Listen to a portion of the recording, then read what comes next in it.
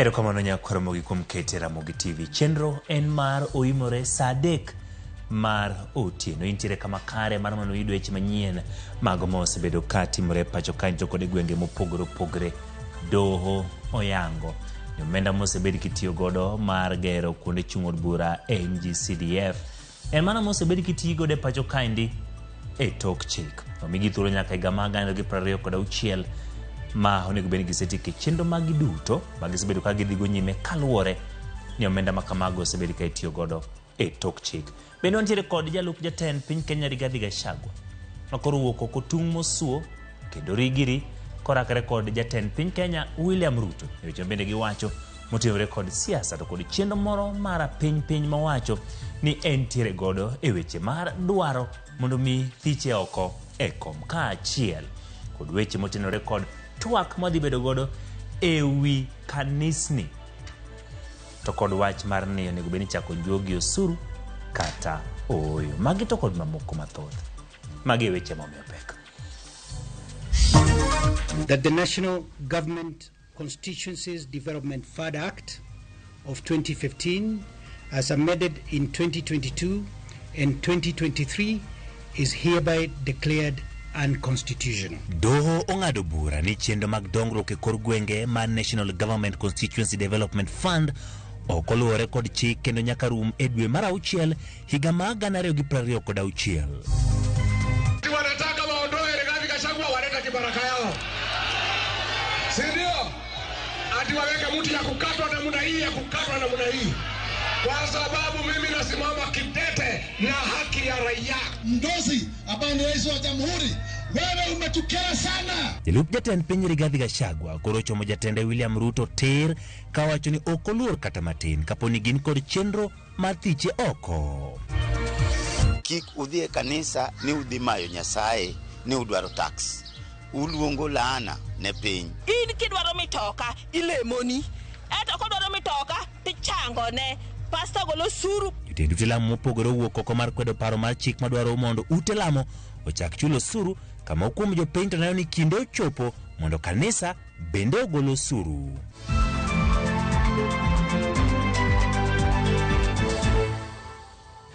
Nyakoromogi kaka pile oturi namba matudruok mar 236 YouTube, Facebook kaachiel kod X mar Ramogi TV wago kod mbaka. Nyinga Ochieng' Emmanuel jaloko mar Wilson Ochuka bed kodwa e chakruok nyaka giko. Doma malo ng'ado ni chenro mar dongruok ma e kor gwenge kar National Government Constituency Development Fund tie tok chik.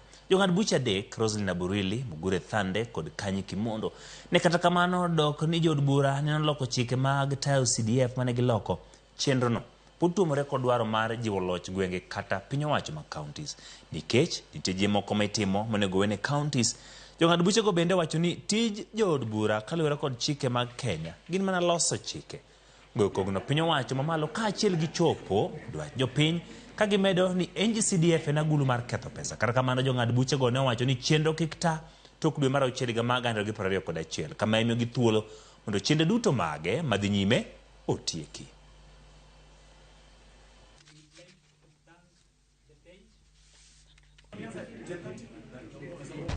Above reasons and conclusions, we now make the following declarations and orders. 1. That the National Government Constituencies Development Fund Act of 2015, as amended in 2022 and 2023, is hereby declared unconstitutional. 2.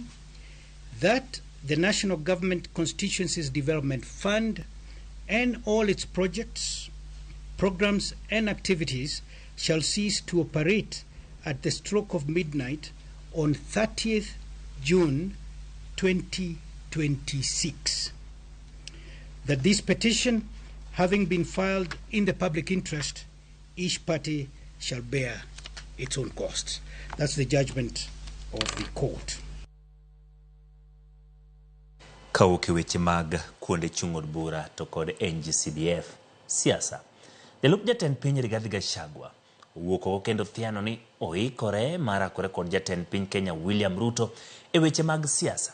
E limbe mar kaunti ma Nairobi, Gachagua kod kweth mar nyiso Ruto mondo owuog oko kendo chome tir karbute tok jatend jod bura mathoth Kimani Ichung'wah. Kaka jafwambo marwa mar siasa Chris Owino leronwa, Gachagua wacho ni idwaro gole apisi nikech otamore miriambo mag piny owacho mar Kenya Kwanza. Wakulima Market, Dhurwa, Gikomba, gikone to Nyama Kima, Jalob jatend piny Rigathi Gachagua owuok oko mar pimo pek mar Eratil kod jatende William Ruto. Ndalo matin bang' jo od bura, MCS kod jodongo mag oganda jomasawa loko ne tokgi kendo singo machung' kod jatend migawo mar arita Profesa Kithure Kindiki, Gachagua owuok oko kaliel kamach kendo golo siem ni oikore mar rakore kod siasa kod jatend piny William Ruto. Hivi karibuni tunazunguka Kenya mzima mpaka tumwambie wale ambao wanatukana Rigiji, wale wanataka kumtoa kwa kiti, wanaongea hivyo wakisimama karibu na rais. Sasa tutaacha kuwauliza hao maswali, tuulize rais yeye mwenyewe. Ndio tuanze kumuuliza hiyo maswali. Sababu yeye alituambia hatawahi kubalia naibu wake afanywe vile yeye alifanywa na hiyo serikali ilikuwa hapo mbele. Kweli si kweli? Kwa hivyo tunataka kumwambia Mdozi ambaye ni rais wa jamhuri, wewe umetukera sana na tumekuona mahali unatuelekeza na unatupeleka kwa simu kama jamii ya mlima, na tutakataa, hatutakubali kwenda hiyo barabara. Wale ambao tulipatia kura watu heshimu na wajue wananchi ni wale na hao wananchi hakuna kitu hawajui. Ile maneno naendelea hao wanajua. Mnajua mjui ati wanataka waondoe Rigathi Gachagua waleta kibaraka yao, si ndio? Ati waweke mtu ya kukatwa namna hii kwa sababu mimi nasimama kidete na haki ya raia, na mimi sikwezi kubalia Wakenya wafinyiliwe. Safar kuonde ohala mathoth jogo mauke gwenge mag Masawa nitiere e chuny boma ma Nairobi. Gachagua kod jod bura mane otene ne okone William Ruto mondo wuog oko kendo ochomore kod tir kar tijo kod jo od bura mar nyise achaya. Wewe unataka kuanda mlima, umebeba grupu ya wabunge, umewajaza kwako State House kila siku na kuwapatia mandola, lakini ukumbuke kura siko crowd, kura hasiko na hamu. Sasa wazangu, msijaribu kuchafua Kenya na kupanga siasa ambaye itachafua the stability of this country. Mambo ya kumngatua Deputy President of Republic of Kenya kwa kiti yake ambaye amechaguliwa na raia, hiyo ni kujaribu kuleta shida katika Jamhuri ya Kenya. Kwa sababu wananchi hao hawezi kubali. Mnaweza kubali? Kwa hivyo tafadhali naomba kila mtu afanye kazi yake. Nataka kuambia bwana rais, President William Ruto, wacha kushinda ukijificha nyuma ya kina Ichung'wah. Kama ni matusi kuja utukane Rigiji mbele. Wacha kujifanya na njama yote ni yako. Wacha kuonesha watu wa mlima madharau. Walikupatia kura mingi sana lakini wewe umesahau. Eduoko ne jo siasa mag Kenya Kwanza machiegni kod jatend piny William Ruto mawachore ni chano chwalo paro mar thiche e apisi. Gachagua ochung' kar tiende ni ne oyiere mana ka jatend piny William Ruto kod jopiny kendo onge gima nyien ma inyalo nyise. Nilipigiwa kura na watu ya Kenya miaka 5. Si ndio? Mnataka niendelee miaka 5 nisiendelee? Na kama kuna mtu yeyote anapanga ati kuondoa Rigathi Gachagua kupitia wajumbe, utakutana na hawa wananchi hawa wajumbe. Kaka yo market Ruto kod kweth mare ikokgi, Gachagua chano bagoro mag siasa e pacho kae mangima kochakre odiochieng' ma kawuono mar kwedo chenro mar gole e apisi. Nitazunguka kila pahali. Rais na mimi tulipigiwa kura nichukue maoni ya wananchi. Tutafanya public participation kwa hiyo jama ambayo inapangwa, na tutaambia Wakenya ukweli nani mwenye kupanga hiyo jama na ni kwa nini, na hiyo conversation will continue kuanzia leo, kesho kutwa. Ranyisi ni awayo ojogore gi lak. Gachagua lero ni idwa gole e apisi nikech otamore yie kod miriamo mag sirikal mar Kenya Kwanza kaachiel kod okang' mare mar kedo ne ratich oganda jo Kenya. Kwa sababu watu wako na shida mingi ni watu wa jamii langu. Siku hao watu ya jamii yangu uliwahitaji walikuweko, si ndio? Sikura mlipiga. Hakuna mtu alisema tuko na ukabila siku hiyo. Saa hii tunataka wananchi wasikizwe, tunaambiwa ni ukabila. Bona siku tunatafuta kura, hakuna mtu analalamika sisi ni wakabila. Lakini kura ikipatikana inasemekana watu ni wakabila. Jotelo mane Uteno Gachagua onyonore ni katanade ogai mar gwenge mag Masawa e weche mag siasa pod en mana Rigathi Gachagua. Chris Owino, Ramogi TV, Nairobi. Mana kapod wantiere weche mag siasa ma Kenya Kwanza, MCS e kaunti ma Kericho bende koro wuok tung' mosuo kod jalup jatend piny Rigathi Gachagua. Ka giloso kod jofwambo od bura mar kaunti no, MCS gone wacho ni jalup jatend piny osebedo ka nyayo siasa mageto ketho nying seneta ma Kericho Aaron Cheruiyot. Bende gidok ni seneta no ka giwacho ni ok otudore e yo moro amora kod orak majiwo paw ndeke ma Jomo Kenyatta International michudo kod kambi mar Johindi mar Adani.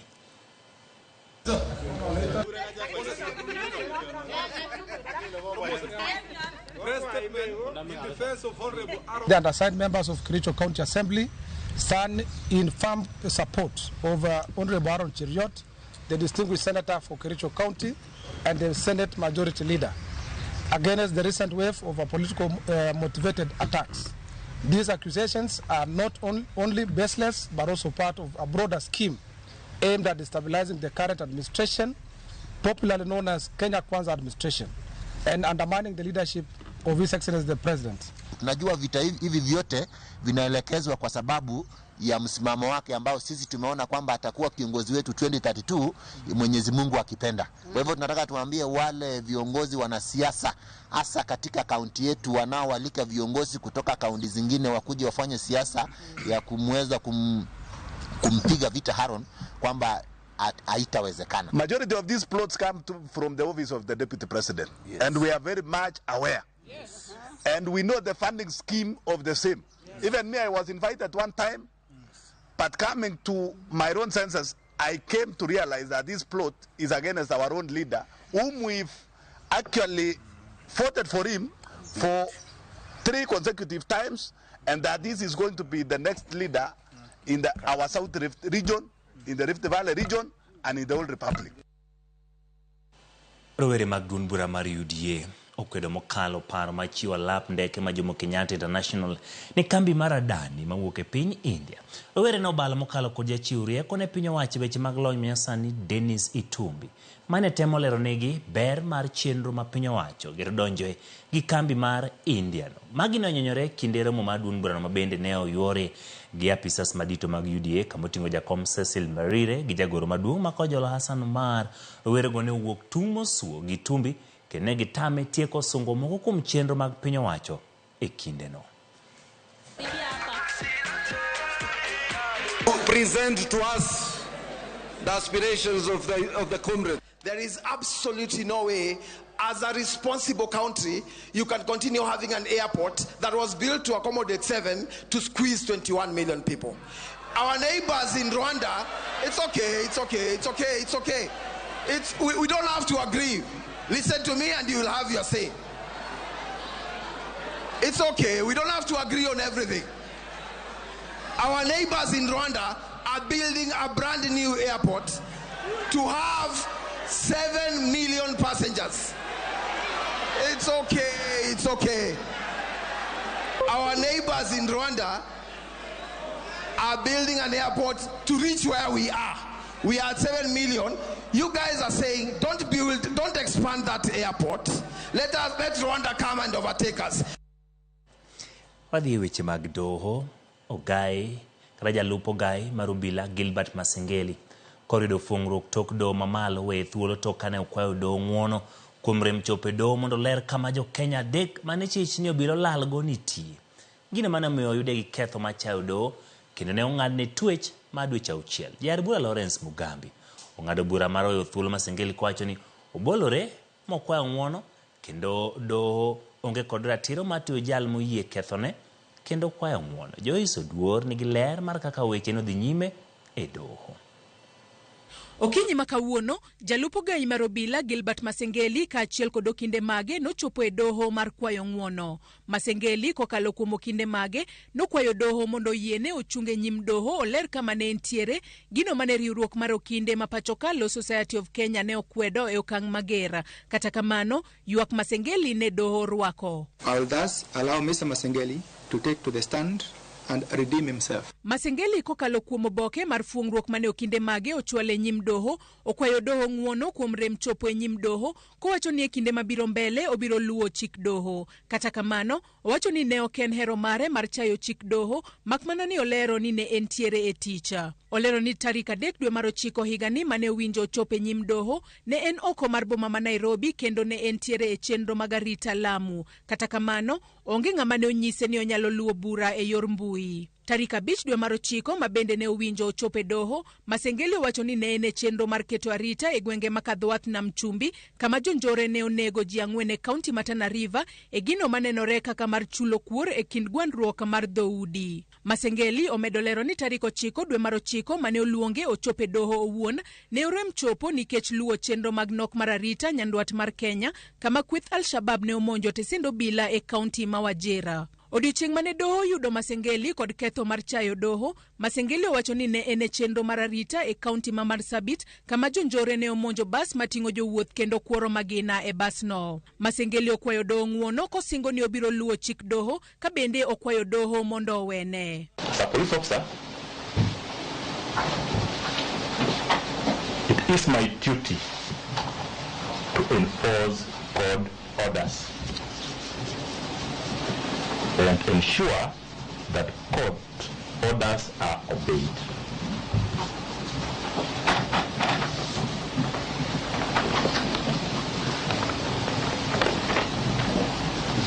I pray, my Lord, that this court accepts my apology,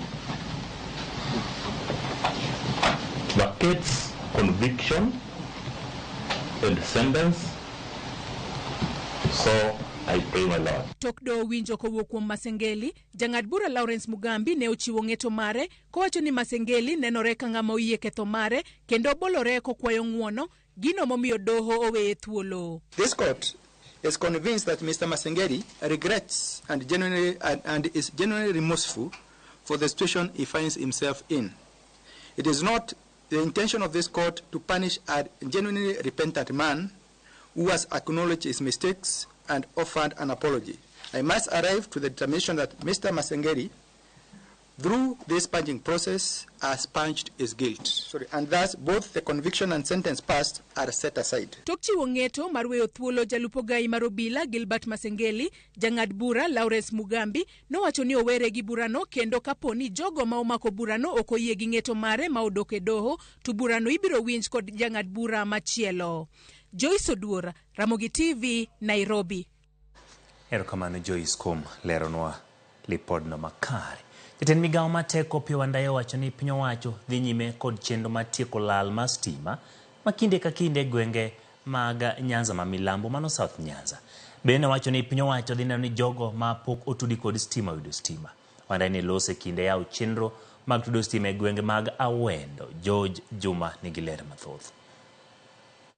Timone familia maromo 305 ma itimo kod bad migawono mar piny owacho ma ong'ere kaka Rural Electrification and Renewable Energy Corporation ma itimo kod omenda maromo $25 e gwego mag Nyamchuodhre e sabkono ma Awendo. Mano yawa yanko jatend migawono ma teko Opiyo Wandayi en achiel kuom chenrogo ma itimo kod piny owacho e kaunti ma Migori mar neno ni oganda obedo kod sitima. This is a project under the financial year 2023-2024. In total, Awendo alone is going to consume about 56 million Kenya shillings. The entire Migori County is going to cost us about 200 million Kenya shillings. I want to assure my people of Awendo that we are going to continue connecting the unconnected areas. Because this electricity is going to bring around socio-economic development to you, it is going to benefit you and future generations to come. Wandayi mane wuoyo kinde yawo chenro ni mar keyo sitima e gwego mag Awendo wach ni piny owacho dhi nyime kod chenro mopogore opogore ma dhi konyo tieko lal mar teko mar sitima e gwego mag South Nyanza ma oting'o kaunti ma Migori, kaunti ma Kisii, kaachiel kod Homa Bay. To address the issue of power shortages in this region, the only solution is the completion of those transmission lines, the high voltage transmission lines, which we have secured financing for.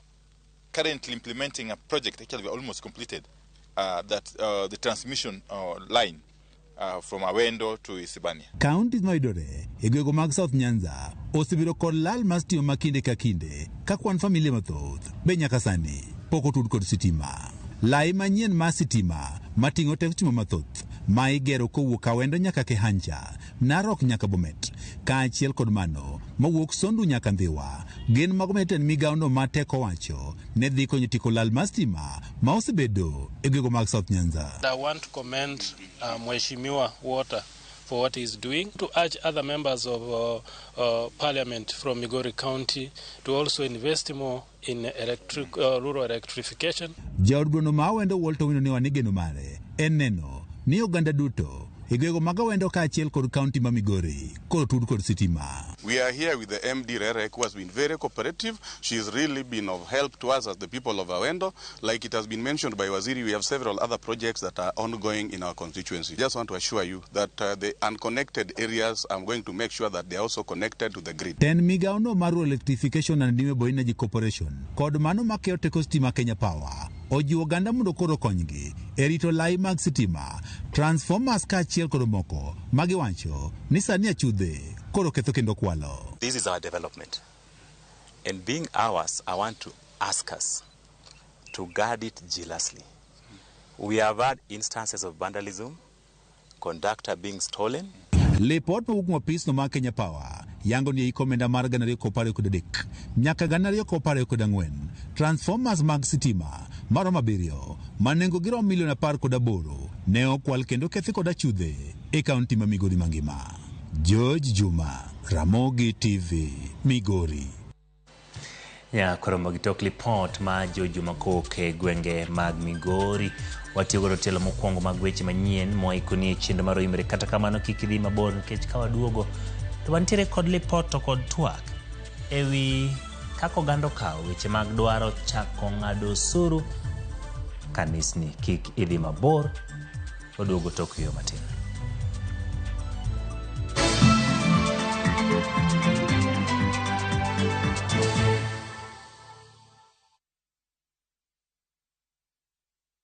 Female genital fistula FGF en tuo ma ikelo kod muoch ma oremo kuom kinde malach ahinya to kokawo okang' mapiyo mar manyo thieth ma inyalo kelo mol mar oko matin gi maduong' ma ok chung'. Kik ibed gi luoro, fistula inyalo geng' kendo nyalo thiedhore. Royal Media Services, migao mar thieth e kaunti ma Migori, M-Pesa Foundation, kaachiel kod Flying Doctors Society of Africa, sani kwayo mine ma odak kod tuo mar fistula mondo wuog oko ne thieth manono mar fistula mabiro timore tarik 20 dwe mar 9 higani mar 2024 nyaka tarik 2 dwe mar 10 higa mar 2024 e Migori County Referral Hospital. Monige mathoth ywa tole namba 0727 337 337 kata 0735 337 337. Kanyakla waduokuru nyadhi gi geno ne mine ma odak kod fistula.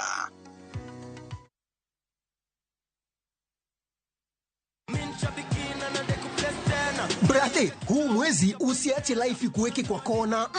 Kama hivi Shabiki.com tukupeleke na rada Boost account yako na 3 million in cash prizes on Shabiki Aviator. Kaza ndege yako to the highest multiplier, shinda 50,000 kila siku, halafu grand prize ya 350,000 Kenya shillings kila wiki. Runway iko so clear. Usiache pesa ikupite. Jiomoshe na Shabiki Aviator. Shinda 3 million in cash prizes. Not for persons under the age of 18. Authorized and regulated by BCLB license number 428.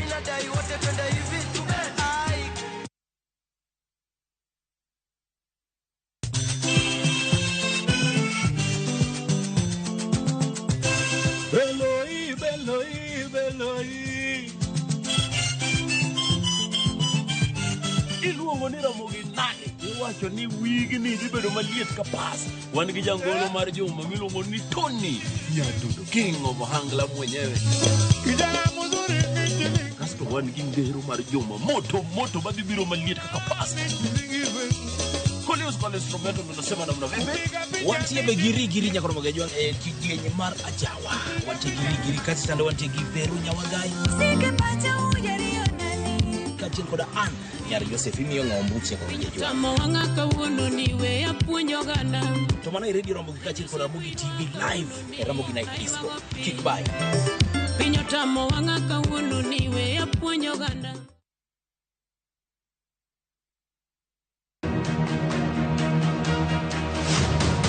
Ne teko mar chung motegno mar joot kod bedo gi chir mar kedo gi adiera. Inisi kibet ka kar mondo dhi manyi pesa onge. Yien tiwuotho. Nyithindo chiwo paro kuom gik machandogi. Inne shida gi kite. Kawuono shida macha. Onge gima nyalo konyo kata chien. Geno manyien biro. Gik moko dhi bedo makare. Akwiri wadhi tedo dini kwera dini. No. To bang' kinde matin, gik moko duto lal nono. To baba dong'e dhi oloso pesa. Tang'o momiyo gera kamae. Nikech miriambo. Baba ok inyal wacho no gimine ni temo wacho no endi. Owuondu nang'o? Be joodno biro tony ne singo mar miriambo. Mana e Winam Cinema. Jumapil, saa 2:15 otieno kod saa 4 otieno. Mana e Ramogi TV.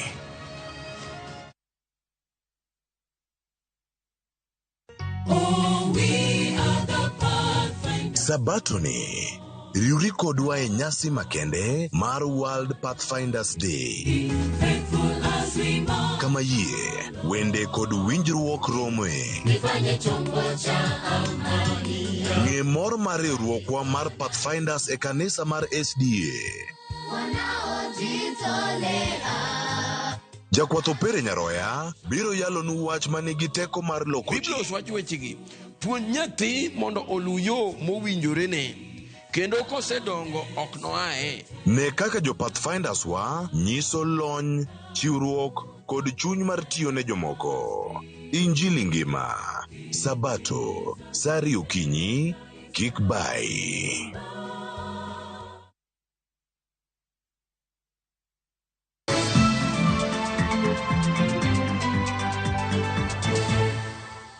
Erokamano nyako Ramogi kuom medo kete e Ramogi TV. E sigana madhi loso twak marwa, eni bang' od bura kadho paro mar chik mabiro tayo chenro ma kanisni kod riwruoge mamoko maok mag piny owacho. Jodolo, riwruok mar jodolo owuok ka kwedo parono mar chik e seche ma jopiny nigi paro mopogore opogore ewi parono mar chik. Ndalo 2 kende tok jood bura siro paro mar chik mar chako juogo osuru kanisni to kod riwruoge maok mag piny owacho. Moko kuom jodolo e pacho ka wuok oko mar kwedo parono mar chik mapok oketie kogno kod jatend piny Kenya William Ruto. Jotend kanisni kod jodolo okadho kuom riwruok mar jodolo wacho ni chikego biro thiro lando injili magisebedo ka gitimo kaachiel kod keto hinga ne chenro mamoko mag kanisa. Jakom margi Harrison Ndeda wacho ni kanisni osebedo kaluwo chike kendo gindikore kod piny owacho kapok gichako tijegi mag yalo injili. The Attorney General should just come out with a circular and say that all pastors should choose an umbrella body to belong to. Correct. And that is where we can do self-regulation. And we have umbrella bodies that are already registered under AGs. Yes. So let them stop hiding behind all these stories and say they don't have a framework. Ne osire kod jodolo mamoko e romo mane gibago Bungoma ma okwayo piny owacho mondo we kanisni ota chenro maggi giwegi. We request that he should not shelf this bill, but as a president, let him he must do away with it. Aiondoe kabisa, kanisa liwe na uhuru wa kuabudu. Sisi kama kanisa ndio tumeomba hii inchi ikawa jinsi ilivyo. Reverend Francis Opana mar kanisa mar Holy Pentecostal Churches of Kenya, kadhodh na mchumbi.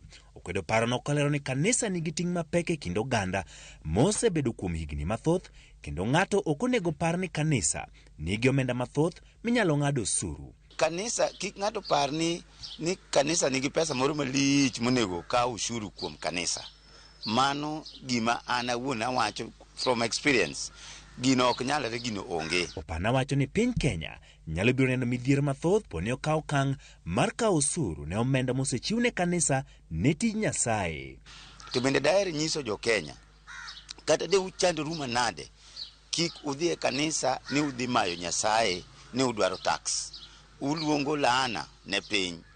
Uluongo laana maduong' kabisa ne piny, kendo kutimo mano ubiro neno calamities malich madwa hit Kenya bang' chako ni utax the church. To pach jopiny nang'o ei parono mar chik mosekadh kod od bura mamalo. Moko kuomgi osiro ka giwacho ni oganda mamoko oseloko kanisa kar loko, kendo ber ka gichulo osuru ne piny owacho. Kaka giketo kendo kaka ging'ado ni pastor golo osuru. Pastor mondo golo osuru. In kidwaro mitoka ilemoni. Eto kodwaro mitoka tichango ne. Pastor golo osuru, pastor yudo pesa mang'eny. Pastors gi golo osuru. Open air markets be mane ei estates gi. Be giketo gi koko gi uwi gi wende ma giwero every evening. Gimbe ji loko skuma gi nyanya, gimbe giloko margi mar muma. Mokum jopiny kata kamano kwedo parono mar chik, ka giwacho ni kata piny owacho choko osuru kuom kanisni, onge ber ma osuru go biro konyogo jopiny. Kaka ber ma kanisa osekele kor gwenge, ka omenda go kidek lal e yor mibadhi. Wach mar tax masani wadwago jo kanisa gi jo NGO atamora kabisa, nikech already taxes nitiere kendo ji ng'ado ji koni nyaka common mwananchi. Gini ok dhi konyo raia ma piny, nikech pesa gi kikata kokawgi gilal mana e corruption. Usuru ma sirikal amua ni mondo go kanisa gi konchielo hinyo jo kanisa to konchiel bodhi konyo sirikal. Kechiro kanti kanisa moko ma gi support nyithi kiye. Penjezi moko be ng'eny gine ubiro Kenya ka nigi support nyithi kiye, lakini sani koro piny omer. Gie sani kanisni koro rito ka jatend piny Kenya William Ruto biro keto koke parono mar chik mondo mebed chik kata oyo. Erokamano, mano lipot ma bende oyudo kanyo kotenore kod twak marwa mano dhiambo ma kawuono. Ewi kaponi osuru onego bed ni chomo kanisa kata oyo, in mineno wanyalo oro pachi ni to bende osuru ni onego bed ni chako kawe kuom kanisni koso en gino ma ok onego tim. Kotenore kod mano wantiere ka kod Bishop ma bende osebedo ka twak e wang' jowi ka kendo ng'e Bishop Gordon Odongo mar Evangelistic Miracle Church. Bishop erokamano kuom yudo thuolo ma twak kodwa odhiambo ma kawuono achiel kachiel. Abiro penjo piny atibo duoko jopiny ka bende imosogi en ni kanisa onego we otare gin giwegi koso piny owacho kete lwete e chendo mag kanisa. Mokwongo moso jowete te mawinjo wasane nokwe uru kata Bwana sifiwe. Agoero kama ne Nyasaye motimo thuolo mondo wayude ka mondo watwag gi jopiny. Kaka Manuel osewacho ken my first time mar bedo ka. Nyasaye osebedo ka kila ka kendo agomba ka gi jopiny. Kalore gi penjo ma Ochieng openja, jachako gi nyinge mar Ochieng kodhi Emmanuel. Ochieng manokwongo. Church ok en gimo chakore sani, church no chakore chon. Kendo joma nitie sani, enzi ya kisasa manitie sani, ng'eny kendo ka church en gima dhi nyime. Church osebedo ka tare kende kuom ndalo mang'eny. Kendo jodolo manotelo mbele wa gik ma wawinjo sani gi chon ne onge. Kawuono gidwa murore chumba ahinya, gidwa medore. Jomotelo nwa jodongo manotelo nwa tich dolo mbele ka. Church ne en body ma independent mane tayore kende. Gima nyalo miyo church tare kende maber ka jodolo yie mondo gibed jodolo. To ka jodolo kikore, jomoko kikore ga agenda gi ok en dolo, to miyo tich bedo matek. To an gima dang' awach ni ei watijwa mar dolo ka ma wayie wabed jodolo. To ka sirikal nyalo riwore, nikech sirikal kata kokaro kawo ng'ato mondo okel ng'ato samoro onge gi ng'eyo ahinya e tijwa mar dolo kane. To kadang' wayie mondo wabed jodolo mobidhore maler, to konego sirikal donje girwa negi wewa kaka nwasedhi chien. To kanitie andhoke moko modonjo to mage makola mondo gol oko, to wan to wadhi adhiya nyime ka tich dolo nos bedo ka dhi nyime ndalo motelo. Kamano. Paro ni okang' ma kama endi makoro idwa kaw kod piny owacho mar neno ni giketo moko kuom chike mabiro tayo weche mag dolo. En kalure ni moko kuom jodolo oseweyo tich kata ting' margi mar dolo, kendo donje weche moko kamoting'o puonjo kido moko ma coach mogando osebedo ka ywak ne pacho ka? Wan jo Kenya kendo sirikal bade lach kaka sirikal wachoga. Kas nitie chike mogavan piny nyaka murito weche mag tich Nyasaye gi.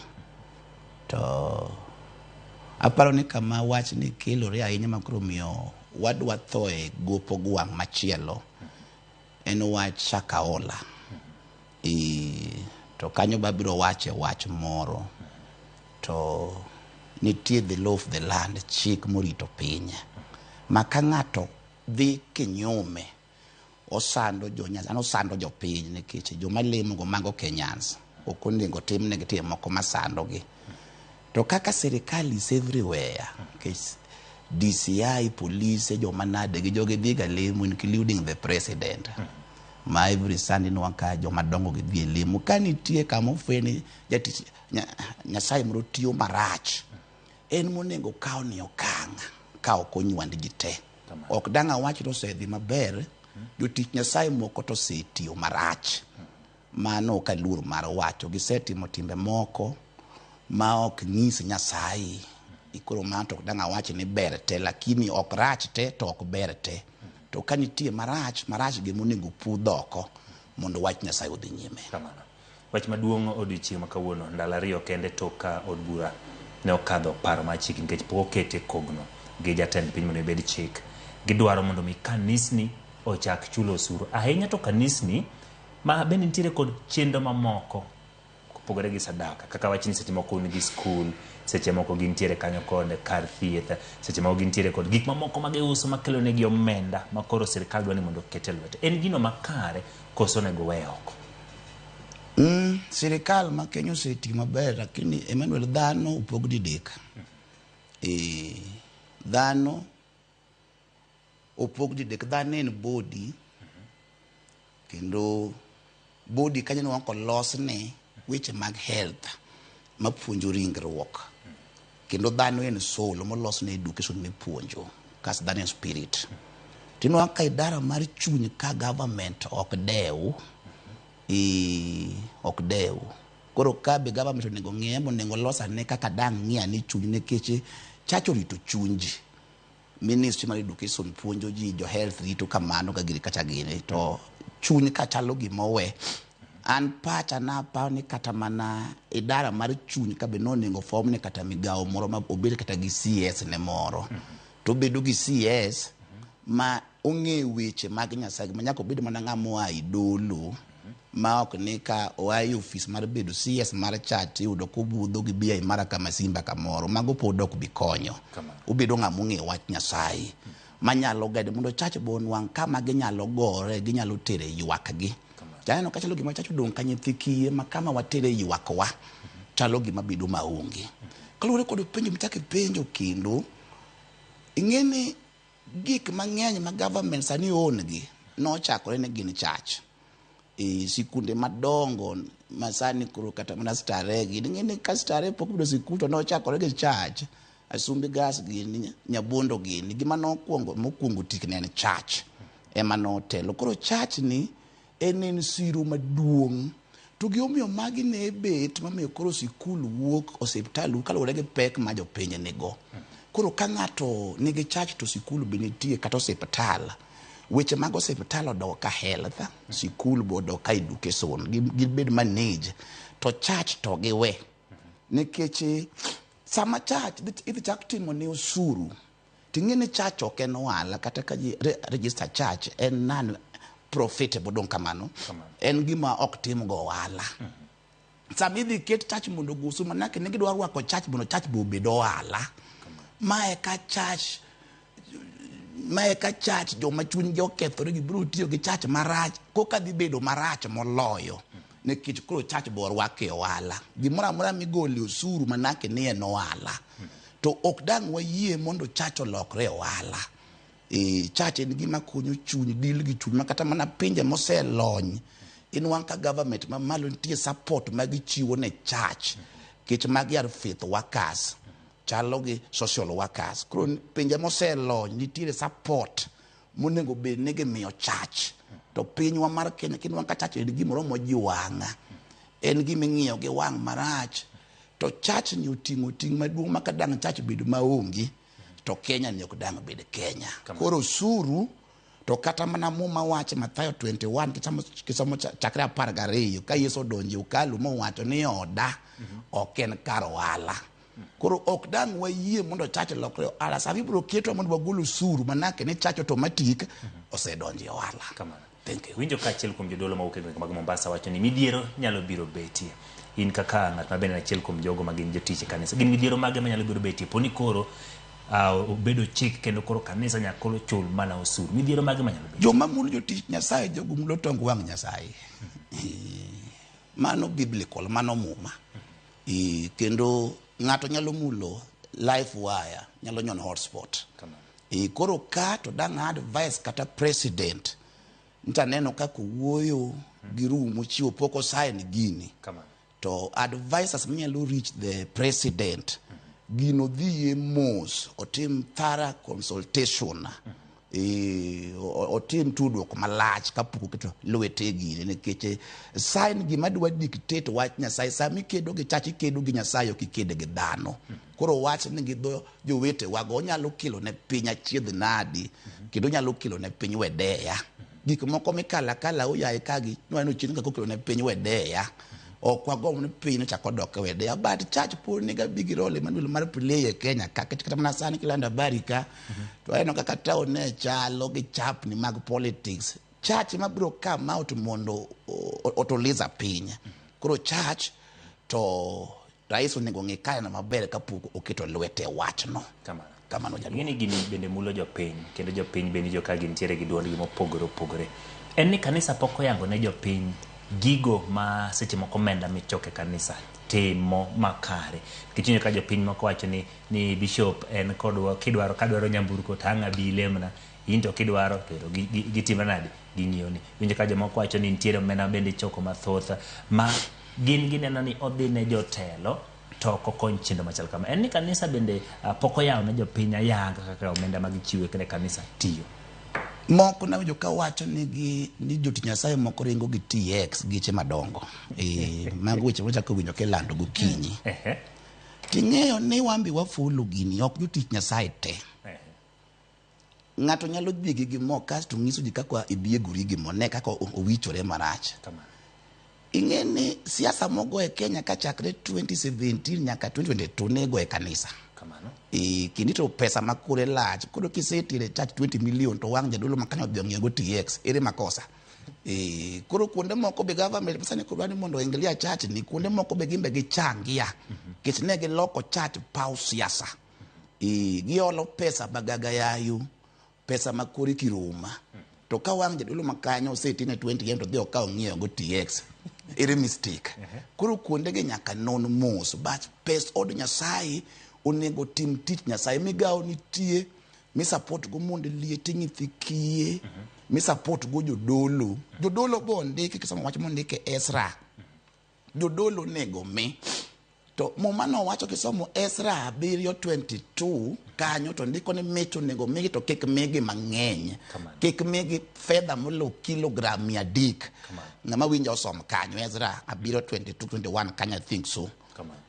Koro jodolo be kolo kuom gi minyonge malach be mero gi kanyo be nyaka wayie ya mi winje ka koro wiyo wili gi tich ne Nyasaye koro dong komer minyonge molu kwe malach omer koro kaka kila chacho pango tich ni okrach lakini jodolo kik pie meringo ni anaringo gi V8 kia Lexus masani koro no biro ma 30 million dhano piem ni kod geche madongo gimonengo wapieme ni ng'ane nigi Nyasaye maduong' ma kolamu ni ng'ama tutu kolamu ni ng'ama tuto chango kolamu ni ng'ama tho machier pudhe wuotho mani piem ma jodolo nego bedgo Nyasache omako dala moro moywayo mogolo oko ka ji ok opieme mwandu ka watieko.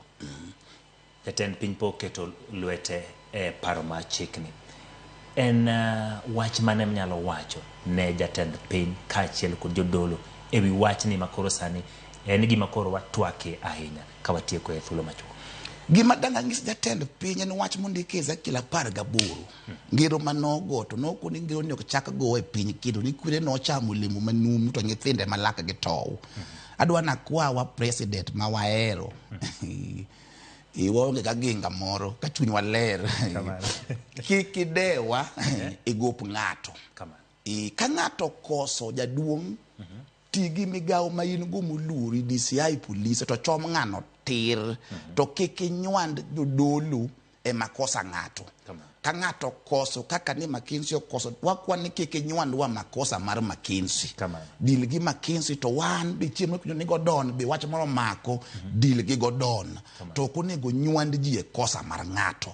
Mano kwe madanga kwa wa rais jaduong apane kanyo winjore maler ne jodolo wetena watimuru tich mar dolo giomiyo sirikal ingeliawa wanywandore gik moko ok dhi maber koro watim tijwa mar dolo ma Nyasaye noketwa mondo watim mondo kik nwang' chilo mibadhi wach mamawa pa kwadhi kamano to onge any accuse ma government biro ketonwa.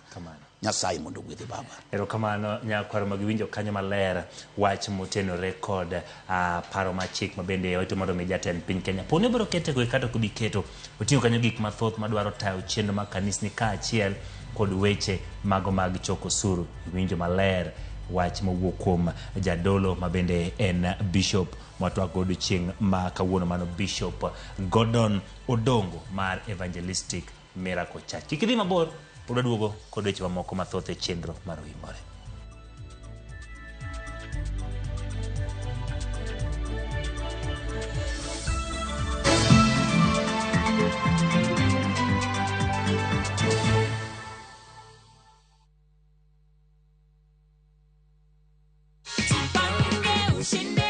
Wakati ulipigiwa simu kaambiwa ati umeshinda 50,000 ulikuwa wapi na ulikuwa unafanya nini? Mimi ni mkulima, nilikuwa kwa sababu nilifurahia sana. Aya sawa shikilia check. Tunakuaga na the Jipange goodie bag pia. Unazaambia nini watu home kulingana na hidro ya Jipange ushinde na visasa? Nawaambia tu waendelee na kucheza. Hata mimi natamani milioni 1 ama milioni 3.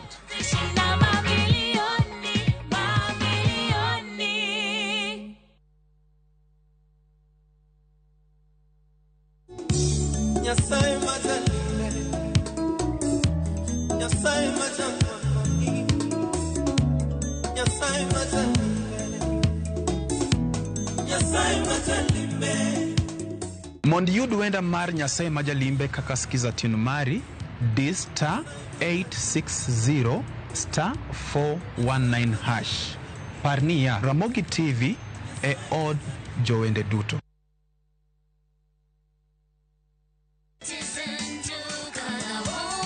Kabla ya kupaka nyumba rangi, lazima ufanye preparations Ndio maana Citizen Duka na Mudhukinjo Paints wanakuletea package ya ofa za ajabu kwa materials za mjengo. Unapata file za JK 25 kgs 5 pieces, Duracoat Superfast 20 liters mkebe moja, scraper ya 4 inch piece moja na karatasi ya mchanga ya 10 feet P120. Zote hizi kwa bei special ya 9,500 on Citizen Duka. Na just imagine, una save 1,300.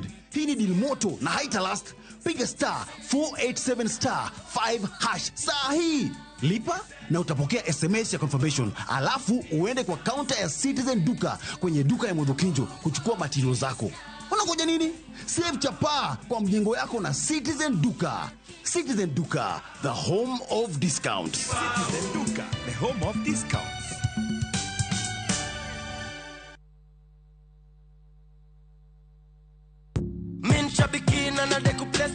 My name's Godfrey Mwirigi Minyori. I come from Meru. I'm a fan of the Aviator game. I learned about it on Citizen TV when I saw somebody that had won the game. I got interested in it and started participating. I've won quite a number of times, but this is the bigger of the wins that I have had.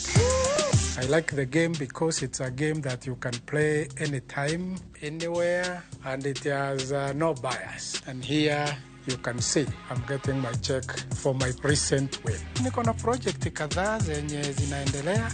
Nitaingia kwa hizo project na tunashukuru kwa Aviator. Aviator ya Shabiki.com inakupa the biggest multiplier in Kenya. Shinda up to 50,000 times your stake. Yani ukiweka stake ya 100 bob, ndege ipeperuke, unashinda 5 million within seconds. Changamkia Aviator on Shabiki.com. Not for persons under the age of 18. Authorized and regulated by BCLB license number 428. Azogumba bien, posato komate. Yeso ne debe do monde so mara target general marti adero. Ayuki zinga mizike zanga so. Wakelo ni si ganban madung madidi si Milimani Park. Kendo wadi kelo ni social media segment kwa tanguri kaka jigongolo jichamo to. Kasi Franco na siza papa wemba. Abuli tibitita keli modern rumba kete mana Ramogi. Kasi fali na siza fere. Kasi kofi na siza vera. Aboy handsome manda wewe wacho ni keep it locked. See you there. Kasi shala mwana chaka chaka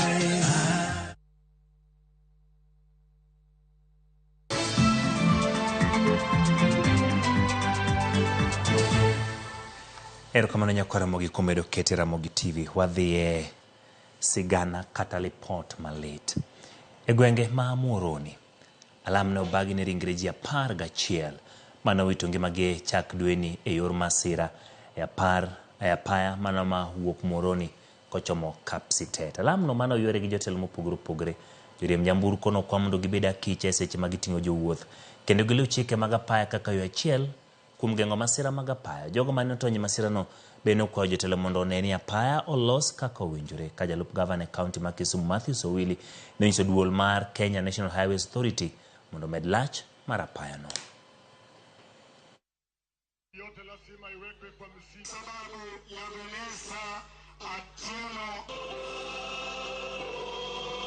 Kaber to joma tiyo gi ndara kata mariembo nyamburko mondo bede a bit more careful. Achung' kode wach mano. Ochako wacho ni ka wan gi gimiluongo ni black spots monego bed ni jokenha ndiko ni kanyo nitie black spot mondo ka ji approach that area giriembo mos nikech gimotimore kani I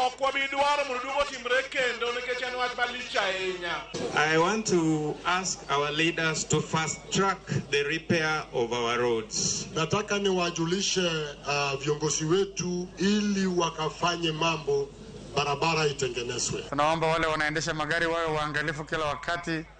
Barabara hizi tunazielewa na ndio sababu unaona serikali inasema kila wakati waende wakaguliwe upya. Uangalie hata kama unaangalia unaweza ona vizuri usiku na hata wakati unaendesha hata kama ni mchana. Kwa hivyo tuendelee kuwa waangalifu. So mahali kuna black spot lazima tukiendesha hapo tuwe waangalifu. Hata kule Kisumu kila siku tunapoteza watu karibu na ile kanisa ya Coptic. So watu waelewe barabara zetu na tuendeshe tukiwa waangalifu. Wadhi kaunti ma Meru jodak ma Igembe kaunti ma Meru nonego liech moro mane omonjo kendo nego jaduong' moro majegni 90.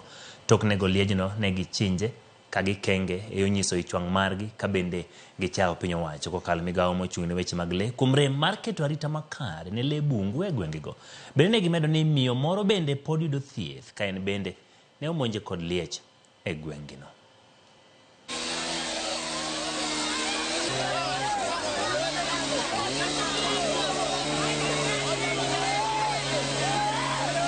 Asubuhi mzee ameuliwa na ndovu anaitwa Kimani Ntoithibo Tonto Edhabo.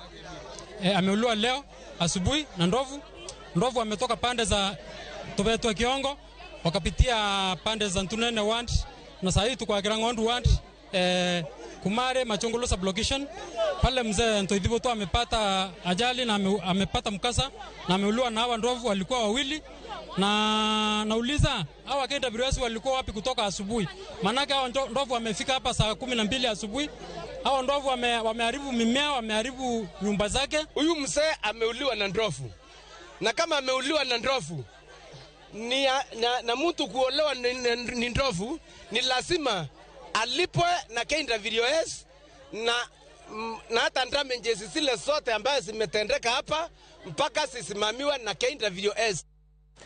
Komiti mar od bura mochung' ne weche mag pur koni dwaro nitiere mar piny owacho medo kwan jolony mag pur e kor gwenge mar tiego jopur lony kaachiel kod chenro mopogore opogore mag pur. Kane giloso Mombasa, kamatino koni gibago romo gi jolony mag yedhe mar yudo ler ewi moko kuom yedhe nego kute mikoni chal ni kelo midhieche mag tuoche ne jopur matiyo kodgi. Jatend migawo mar pur mane otelo ne romono koni ayanga ni yedhe ma ok opuodhi osebedo ka donjo pacho ka tok chik kama kuom gigo ma gichano twak e nono moko kuom yedhe mitiyogo e pacho ka to kum e pinje maoko. Yeah, thank you. Member of this committee. Hapa tunajadili mambo hayo ya hiyo madawa ili tuchukue mambo hayo kwa kidani, tuangalie, tuone ni vipi, tuone ile madawa kama iko na kuna uhakika wa hiyo maneno ya kusema ya kwamba hiyo madawa inadhuru mifugo na inadhuru watu. Kwa hivyo leo tunajadili hiyo maneno ili tukijadiliana tuwe na uhakika ya kwamba tukienda mbele vile tutafanya. No, the levels of awareness depend a lot on the extent to which farmers get the messaging. And we have a problem as a country. Our extension system is not really working.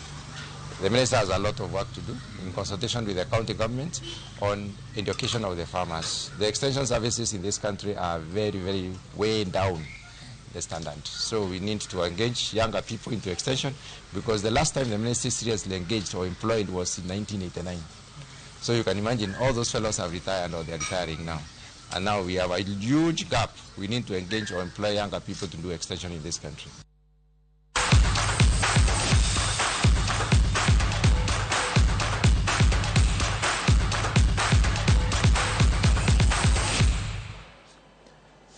Club mar Gor Mahia oketo pachgi mar loko loch e piny mar Egypt e kinde ma gibiro rakore gi club mar Al Ahly telo mar ariyo tuke mag CAF Champions League.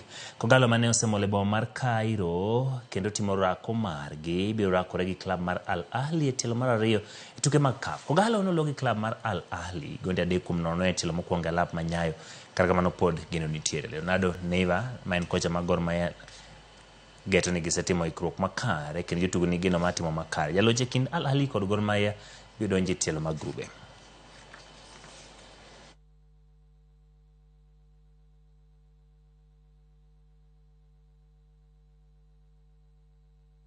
About Kevin, the goalkeeper, he just feel a little injury in his shoulder. So we are going to start with Khaled. And then Gadi coming to the bench. Even the other players that are going to stay on the bench, you know, football. We need to follow the proceeds. Yeah, we have a lot of good players in the club, so it was not making it difficult for me to adjust with them. Like when we are playing, we understand each other. So I think that's the reason why I am performing and I'm giving out my best. Den migawo matuke Kipchumba Murkomen ogolo singo mar bero pe pacho ka indika ka yorno makende ma jiwo dongruok e weche mag tuke pacho ka. Kano lose alap ma Kirigiti bang' timo limbe mare pauno, Murkomen osingo ni pauno mosebedo ka igero kuom higni 4 ibiro tieki. Pauno mayudore kaunti ma Kiambu en achiel kuom pewe mane ochak ger gi jatend piny machon Uhuru Kenyatta. Gedo mare en mane ni rowere yudo thuolo mar gero mich maki.